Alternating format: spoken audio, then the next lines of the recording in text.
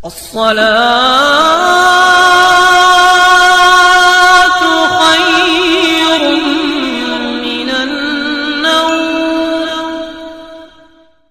میرے پیارے آقا صلی اللہ علیہ وسلم کے پیارے دیوانوں، بہت توجہ سے میری گفتگو کو میں امید کروں گا کہ آپ سن بھی رہے ہیں اور انشاءاللہ سنیں گے.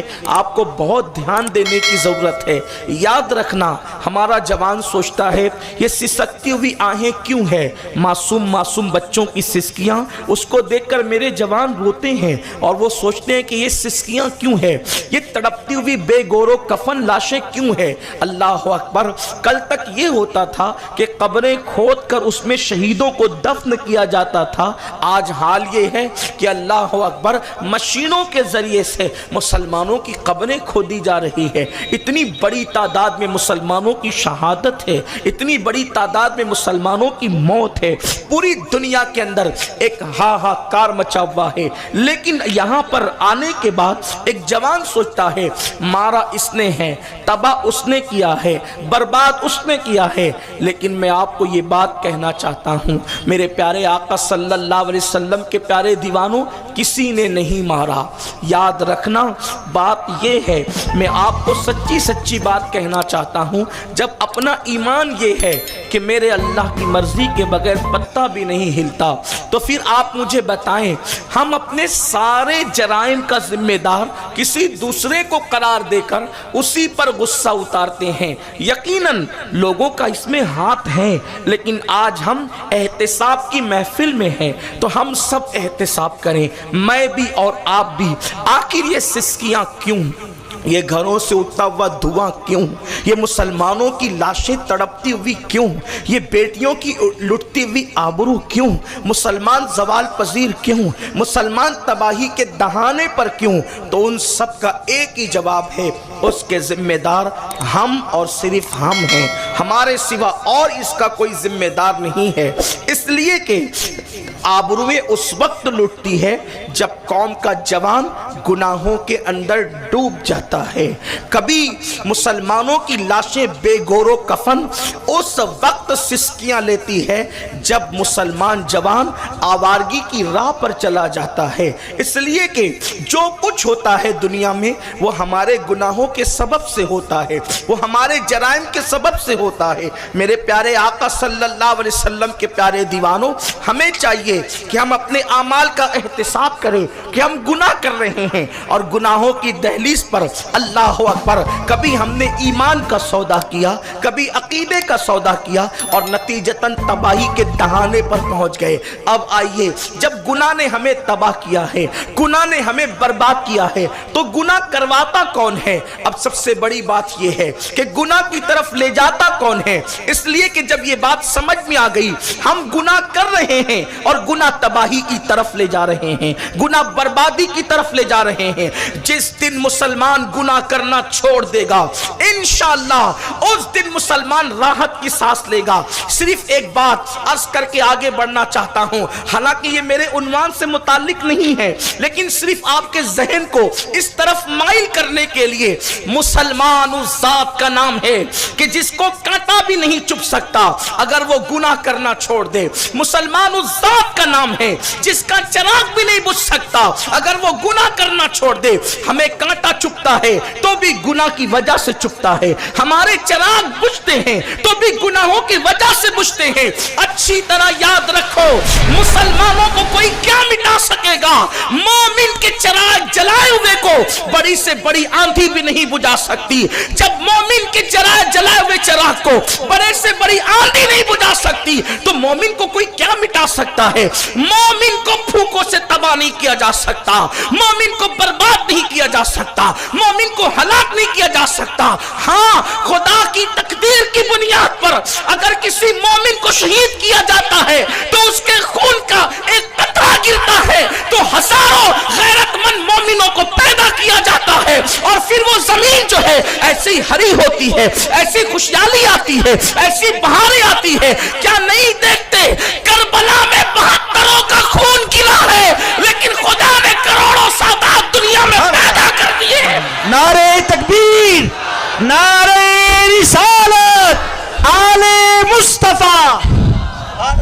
مومن کی ईमान ये है, मोमिन को बुझाया नहीं जा सकता, मोमिन को तड़पाया नहीं जा सकता, मगर कोई मोमिन बने तो सही। आज मेरी कौम का जवान मायूस है, क्या होगा, क्या होगा? कुछ नहीं होगा। गुनाह से अपने रिश्ते को तोड़कर अल्लाह से अपने रिश्ते को जोड़ दो। क्या तुम्हें नहीं पता मेरे प्यारे आका अलैहिस्सलाम के प्यारे दीवानों, वाकया नहीं बताना है, सिर्फ इशारा करना है।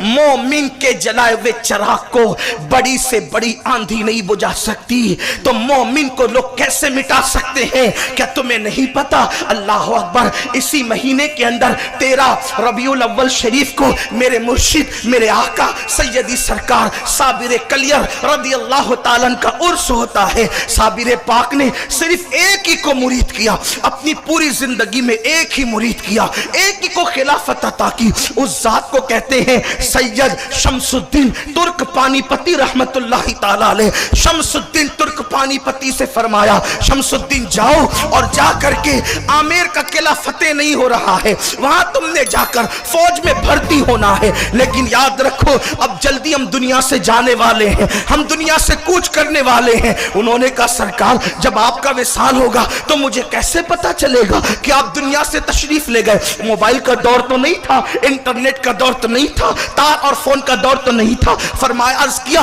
कि मुझे कैसे पता चलेगा? फरमाया, बेटे जिस दिन तुझसे करामत का सुदूर हो जाए, जिस दिन तुझसे करामत जाहिर हो जाए, समझ जाना कि उस दिन मेरा विसाल हो गया है, फिर तुम्हें कलियर चले आना है, फिर तुम्हें आमेर में नहीं रहना है। अब आइए जरा सुने, सिर्फ इशारा करना चाहता हूं।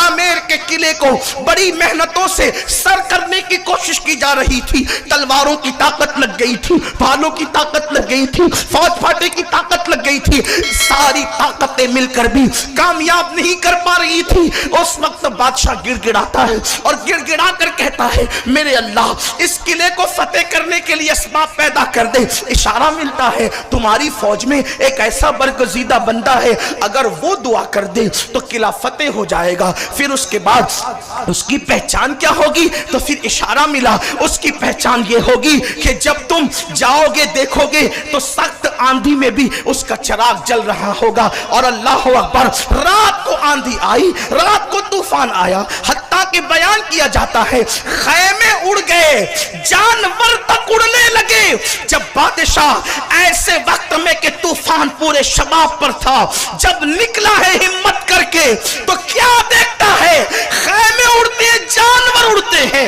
हांडियां उड़ गई, बर्तन उड़ गए, लेकिन एक जगह से तिलावत कुरान की आवाज आ रही है। जब उसने तवज्जो किया तो देखा कि एक अल्लाह का बरगजीदा बंदा चिराग जलाकर तिलावत कुरान में मशरूफ है। कदम पकड़ कर कहता है, सरकार दुआ करे कि किला फतेह हो जाए। कहने लगे, तू गलत जगह आ गया, शायद वो नहीं है जिसके पास तुझे भेजा गया है। कहा, इससे बड़ा सबूत क्या है? जिसके चिराग को आंधी न बुझा सके, अब उसकी दुआ मुझे कामयाब न करेगी तो किसकी दुआ करेगी? मैं पूछना चाहता हूं, मोमिन के जलाए हुए चिराग को जब आंधी नहीं बुझा सकती, तो मुस्तफा जाने रहमत के गुलामों को दुनिया कैसे मिटा सकती? नारे तकबीर, नारे रिसालत। लेकिन कोई मोमिन बने तो सही, लेकिन कोई मोमिन बने तो सही। यहां तो रोना ये है, मोमिन कहलाने वाले बहुत है, मोमिन बन जाने वाले कलील है। किसी ने कहा था, ये शहादत गहे उल्फत में कदम रखना है।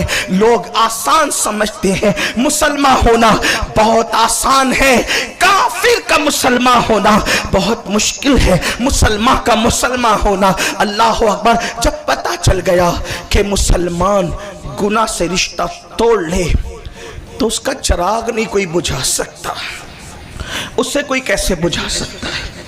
उसे कोई तबाह बर्बाद कैसे कर सकता है? लेकिन शर्त यह है, गुनाहों ने तबाह किया। गुनाह कौन करवा रहा है? हम कहते हैं शैतान। बेशक शैतान गुनाह करवा रहा है, लेकिन शैतान का भी एक बड़ा भाई है जिसकी तरफ हमारी तवज्जो नहीं है। आज मेरी गुफ्तगू का उन्वान शैतान का बड़ा भाई। असल उन्वान ये, शैतान का बड़ा भाई है جس کی طرف ہماری توجہ نہیں ہے. شیطان تو کبھی کبھی ہم سے جدا ہوتا ہے، لیکن شیطان کا بڑا بھائی ہم سے کبھی جدا نہیں ہوتا. سب کو شیطان نے تباہ کیا، شیطان کو اس کے بڑے بھائی نے تباہ کیا. وہ کون ہے؟ آپ سے پوچھتا ہوں، شیطان سے پہلے شیطان کون ہے؟ آپ نماز نہیں پڑھتے، شیطان نے بہکایا. آپ چوری کر رہے ہو، شیطان نے بہکایا. آپ شراب پی رہے ہو، شیطان نے بہکایا. لیکن شیطان کو کس نے بہکایا؟ جب اللہ نے فرمایا کہ آدم کو سجدہ کرو تو وہ اس وقت تو کوئی شیطان ہی نہیں تھا بظاہر. یہ جناب بھی معلم الملائکہ کہلاتے تھے اس وقت. تو پھر اس کو بہکایا کس نے؟ سب کو شیطان تباہ کرتا ہے، اور شیطان کو اس کے نفس نے تباہ کیا. وَاسْتَكْبَرَ وَكَانَ مِنَ الْكَافِرِينَ قرآن کہتا ہے، اور تکبر کیا، کافروں میں سے ہو گیا. پتا چلا کہ نفس شیطان کا بڑا بھائی ہے. رمضان شریف میں شیطان قید ہو جاتا ہے، لیکن نفس قید نہیں ہوتا. شیطان قید ہو جاتا، نفس قید نہیں ہوتا. ورنہ جب شیطان قید ہو گیا تو پھر مسلمانوں کے محلے میں جھگڑا کون کرواتا ہے؟ جب شیطان قید ہو گیا تو میاں بیوی میں گالی گلوچ کون کرواتا ہے؟ ہمارا ایمان ہے، ہمارے محبوب غیب دا نبی مصطفیٰ جان رحمت صلی اللہ علیہ وآلہ وسلم نے کہہ دیا شیطان قید ہو گیا، قید ہو گیا. اب ہم نے کوئی تعویل نہیں کرنا. اہل فن جانے اس کی تعویل، اہل عشق کا عقیدہ تو یہ ہے محبوب نے کہہ دیا سو کہہ دیا. تمہارے منہ سے جو نکلی وہ بات ہو کے رہی. حضور نے کہہ دیا قید ہے شیطان، قید.